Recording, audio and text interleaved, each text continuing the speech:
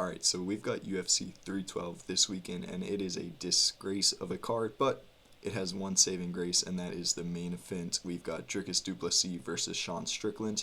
This isn't necessarily going to be a breakdown of that fight. This is just going to be a game plan, a blueprint in general. How do you beat this guy, Dricus Du Plessis, a guy that came into the middleweight division?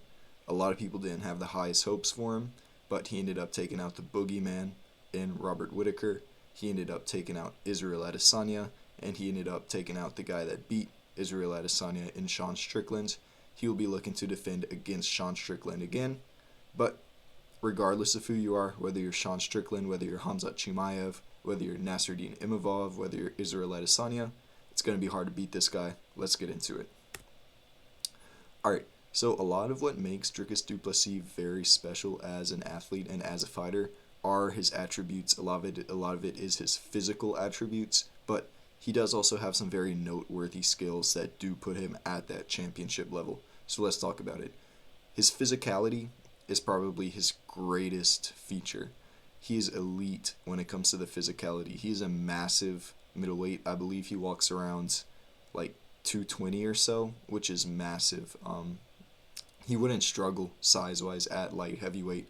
He'd be an average sized guy, and the jump from middleweight to light heavyweight in terms of weight is a massive jump. So his physicality is, he's probably the strongest guy in all of his matchups, right? Especially against a guy like Adesanya, a guy like Strickland, who aren't necessarily physically all that strong. You're not going to be able to knock this guy down by pushing him, by jumping into him, by kind of just trying to go with a techniqueless, just pure strength takedown. In fact, that's kind of where he shines. In moments where his technique doesn't look the best, where it doesn't look the most polished, it's his physicality that gets him through, because he's just bigger, stronger, more durable than every single person he fights. And a part of that is that elite strength. We see it a lot in his takedowns, like that head and arm throw he had against Robert Whittaker, being able to sink in that rear naked choke against Israel Adesanya, beating Brunson, being able to out-scramble him in some pretty techniqueless scrambles, to be honest. He always finds his way onto the top, which is just testament to his strength. And cardio, which obviously when he first started, this was something that people doubted about him. But lately, especially in his last fights, against Adesanya, against Strickland especially, he showed that he can go through that fifth round, all the while just putting out shots at you, just insane level of output from him, and that's in the takedown shots, that's in the striking. He'll blitz at you 20, 30 times a round, which is just ridiculous to have to put up with. Great power, rocked Adesanya, dropped him, and then was able to get that finish. He hurt Sean Strickland a few times, which a lot of people can't do through that defense of Sean Strickland. He beat up Robert Whittaker, dropped him with a big, powerful jab. He has a great chin. And that was a worry kind of when he was fighting Adesanya, that Adesanya might be able to snipe him, although that's not necessarily something that Adesanya really does that often. But his chin held up easily. I think the last time he's really been hurt bad was against Roberto Soldic, or just Robert Soldic, I'm not sure which, who did put him out pretty bad, but since then he hasn't shown any signs of being chinny at all. Extremely durable guy. Speed, pretty average, which is kind of one of his less good attributes, but the way that he uses it by blitzing in, it kind of makes up for a lack of speed, because he's coming at you with his whole massive frame and good power. Then let's talk about the actual technical skills he has. This guy's a great grappler. He's clearly been training that heavy since he first started. He wins a lot of his fights these days through the striking, but his base, his primary skill is his grappling. He has decent takedowns. He has a lot of variation on it. He can shoot a single leg, double leg. He has some good trips, some good judo type of throws. And then once he gets you down, he's good at staying on top, and he's great at damaging you. His ground and pound is some of the best and in the middleweight division, maybe the best. Once he gets you in a good position, he's going to hurt you badly. He's going to use that ground and pound to try to sink in a submission. He's just going to damage you, and that's going to win him rounds. It's going to win him fights. His wrestling, good. Like I said, he gets a lot of strength-based takedowns, but you still have to have a decent wrestling base to do that. His striking, good all around. He throws kind of sloppy-looking slow kicks, especially the leg kicks, but they do seem to get through often, which just goes to show they're not as bad as they look. They're actually pretty good. And his timing is what really makes him good in the striking. He knows when to blitz in. He knows when to throw that big right hand. He has a really powerful jab as well, which I think he times very well to make it more impactful, right? He'll hit you with that jab right when you're coming in. And like we saw against Robert Whittaker, that can be just as effective as a power punch. Alright, so let's talk about the physical attributes that you're going to need to beat this guy. This is from the perspective of a guy that's going to face Dricus Du Plessis for the belt. The first thing you need is a chin. You need to be durable. We've seen that if you don't have that, over 5 rounds, eventually he is going to get you with something. Eventually he is going to hurt you, and that may lead to your downfall because Dricus Du Plessis is an elite level finisher. Once he hurts you, he's going to get all over you. We kind of saw this against Israel Adesanya, in my opinion. Adesanya did have really good moments in that fight where he was able to stay at range with Dricus. He was able to outkick him. He was able to hurt him at times with the body shots especially.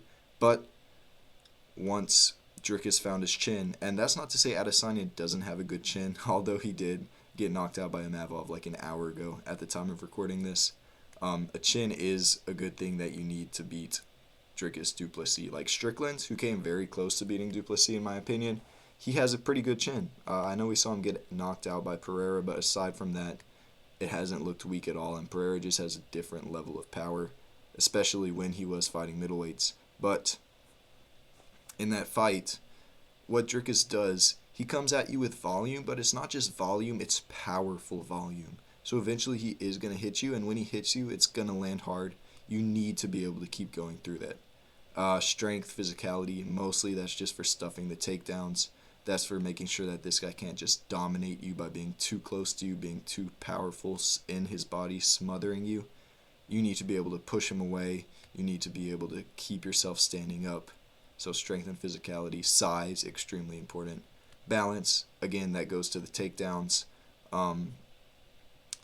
We have seen that you can stuff this guy's takedowns, right? Almost everybody that he's attempted takedowns against has had decent success in stuffing them, but he's also had moments of success in taking them down.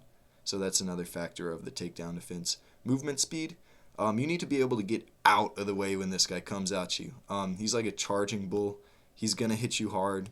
He's going to hit you with multiple shots. Just get out the way, come back in, hit him, get back out.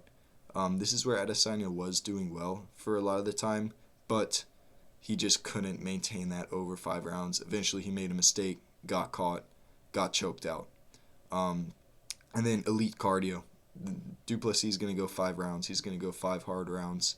You need to be able to do that too because it's unlikely that you're putting this guy away. I didn't even put power on here because I genuinely don't think that that's going to help you very much in this fight. Either you catch him completely unaware, and in that case you don't need to be the most powerful guy. Anybody can knock anybody out in MMA, or you're just not going to get him, in my opinion.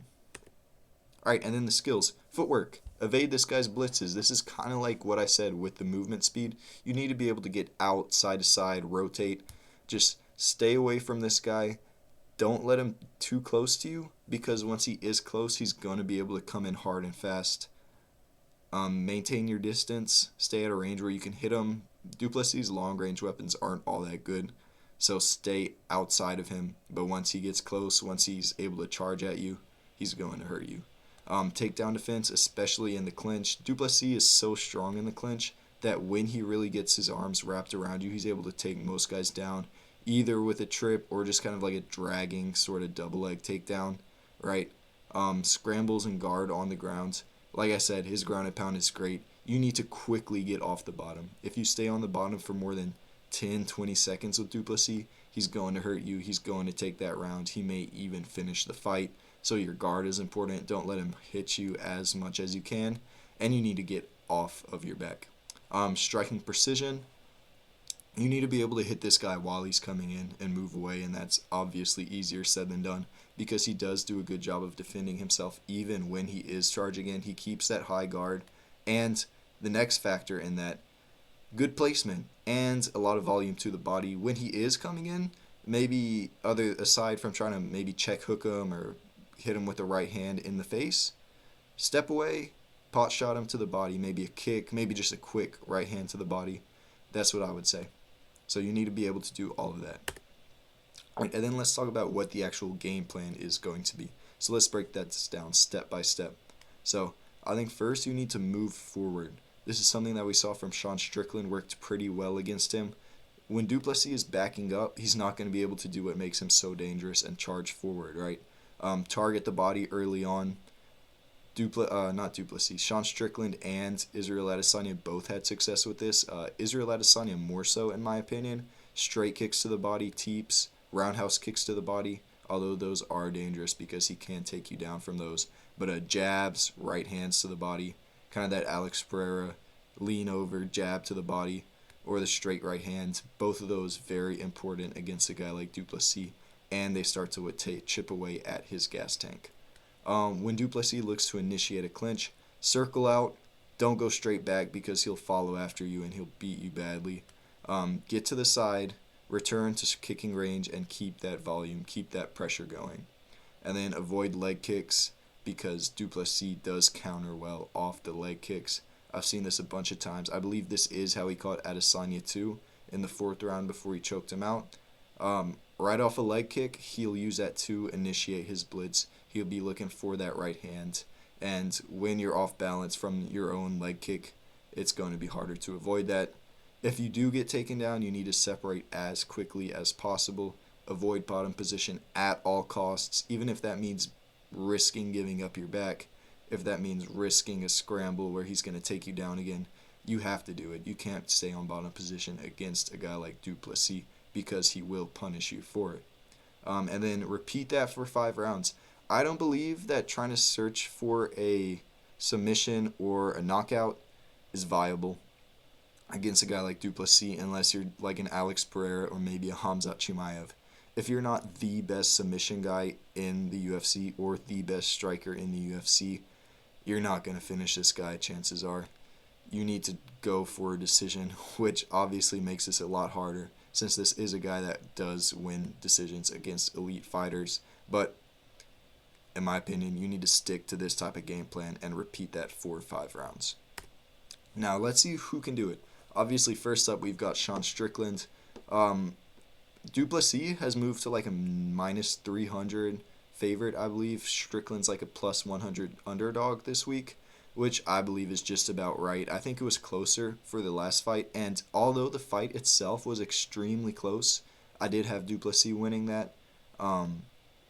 Obviously, it was very, very close, but I think going forward, it's hard to see how Strickland is going to do better than he did in the last fight, and how Du Plessis could do worse than he did in the last fight. I do believe Du Plessis' performance against Adesanya was the most impressive of his career. Du Plessis still young, like 31, 32, still young at middleweight, should be in his prime, should be the most skilled he's ever been. He's had a decent amount of rest since then. So let's see what Sean Strickland has that can threaten Du Plessis or threaten to beat him. I don't believe anything Strickland has is going to threaten to finish Du Plessis, which I think is pretty accepted take. So what Strickland had that allowed him to have success against Du Plessis in that first fight, it's that great jab and forward pressure that does kind of disrupt the blitzing type of movement of a guy like Du Plessis. He was able to bust up Du Plessis' face in the first couple of rounds, which is a lot of what caused people to believe that Sean Strickland won that fight because he was able to cause damage with that jab. That's great for Strickland. That's something that he needs to keep going to because when Strickland fights, a lot of the reason he loses like against a guy like Cannonier is that he's just not causing the damage. Although he may be technically scoring the points with jabs, he may be landing, maybe a couple right hands. You need to be doing what you can to cause damage, visible damage. So keep that jab going, teep, forward pressure. That's what Sean Strickland has going for him. Takedown defense, he did great against Du Plessis in the wrestling and scrambles in their first fight. I don't think the grappling is all that much of a worry for Sean Strickland in this one. I don't see this fight going to the ground all that much. If it does, both of these guys are good scramblers, good defensive grapplers. I don't think it'll happen much. The problem with Sean Strickland, he just doesn't have that power and precision. He just kind of walks forward and throws the things that he throws, but he just doesn't throw it with much intent. You understand what I mean? He doesn't throw it like he wants to hurt you. He throws it because that's just what he does. I don't see Strickland beating Du Plessis again. I think their last fight is the closest that Strickland can really get to beating Du Plessis. But let's move on to what I think is a more intriguing option. I think this is a fight that maybe should have been made. I'm not upset about the Strickland rematch, but I'm hoping, regardless of who wins that fight, I think it'll be Du Plessis. I'm hoping they can make that quick turnaround to fight Khamzat Chimaev, because at this point, Chimaev has deserved it. So let's talk about what Chimaev has, because he is maybe the most unique fighter at middleweight. In my opinion, the only middleweight with truly elite wrestling. He's arguably the best pure wrestler in the UFC. Not arguably, he is. He's better than Islam in the wrestling, better than Henry Cejudo in the wrestling. Who else would you call like a very elite wrestler in the UFC? I don't think anybody comes close pound for pound to doing what Khamzat Chimaev does to guys. He has elite grappling too. It's not just the wrestling. Once he gets you down, he's extremely dangerous. Now, that is more in the submissions than it is in the ground and pound, which is interesting. Great physicality. He's strong. He's big at light heavyweight. Not as big as Du Plessis, though, which I could see being a problem for him. Because let's talk about his last few wins. He beat Robert Whittaker, by far his most impressive performance, right? Whittaker, maybe the biggest guy he's fought yet, although Whittaker's not a massive middleweight. Took him down, just pressure wrestling, didn't let him have a break. Wrapped in that rear naked choke, broke his teeth pretty fast, really fast actually, all in the first round, like the first 3 minutes. But Du Plessis is just another size, like in my opinion, he's just a class of size up. I see Du Plessis as more of a light heavyweight that's fighting at middleweight, whereas Rob is like a very base level weight of middleweight, right? Chimaev and Robert Whittaker were about the same size in their fight. Du Plessis is going to be much bigger, noticeably, than Khamzat Chimaev. I think Chimaev should bulk up in the time between that fight, but we'll see. I think that Chimaev is going to have trouble, honestly, taking down taking down Dricus Du Plessis, rather. And we saw what happens when he has trouble with that. In the Kamaru Usman fight, he didn't necessarily have trouble taking him down, but he had trouble finishing him in that fight in the first round. And after that, Kamaru Usman really came back, kind of whooped up on him in the striking, to be honest. Maybe should have been a draw in that fight. And that's another thing. Khamzat Chimaev's striking is decent. When he has its threat of the takedown, it can be pretty good. If there's not the threat of the takedown, I genuinely think the striking is pretty bad. Like cardio kickboxing level striking from Khamzat Chimaev, right? And I do believe that Du Plessis can beat Chimaev. I'm just going to go out there. I don't think Chimaev beats Du Plessis. I think Du Plessis is able to stuff his takedowns enough that he only gets taken down once or twice in the first round, and he's able to scramble out of that, survive that. He's just strong. He's too comfortable on the ground, in my opinion. Although I do believe Chimaev will be able to take him down once or twice, I don't think he'll be able to finish him on the ground in the first round. We've never seen Chimaev go 5 rounds, and some of that is because he does tend to finish fights in the first round. But we saw against Burns, we saw against Usman, when he doesn't finish that fight in the first round, it's trouble for him, especially against an elite, powerful striker like we saw with Usman. Burns, not as powerful, but still a good striker, and caused problems for Khamzat. I think Du Plessis does the same. I think the cardio starts to show. In my opinion, it's all about surviving that first round for a guy like Du Plessis, and I think he does it. Alright, and then that was going to be it for this video, but we did just see Imavov beat Israel Adesanya by second round TKO. And I think that I should add something in here about Du Plessis versus Imavov. This isn't something that I've done as much extensive research on, but in my opinion, that's a good fight. I think that's a more compelling fight than Dricus versus Strickland. I think that's a much more dangerous fight for Dricus Du Plessis. I still think it's second after Du Plessis versus Khamzat, just because Khamzat is so unique, such a big name at this point. But yeah, Dricus Du Plessis versus Nassourdine Imavov. What Nassourdine Imavov has going for him there is that he has these great, tight, powerful combinations. We saw that uppercut land against Adesanya. We saw that overhand land against Adesanya that I think could genuinely hurt Du Plessis. Nassourdine Imavov's kind of building himself up as a powerful striker and a good, technical, precise striker. I think if he can work in some of those body shots to his game, I think he will be trouble for Du Plessis. But at the same time, I believe Du Plessis beats him at this point. I believe that Nassourdine Imavov's gas tank isn't anything special, and I don't see him finishing such a tough guy as Du Plessis in the first few rounds. I think Du Plessis is able to drag it into the last few rounds, really show a difference there and beat him. But that's the video. How do you beat Dricus Du Plessis? I hope I just explained that for you. And thanks for watching. Enjoy your day. Let me know what you think in the comments. I answer every single comment. So tell me what you think about Dricus Du Plessis, what you think about UFC 312, what you think about Khamzat Chimaev, and I'll be happy to answer you. Have a great day.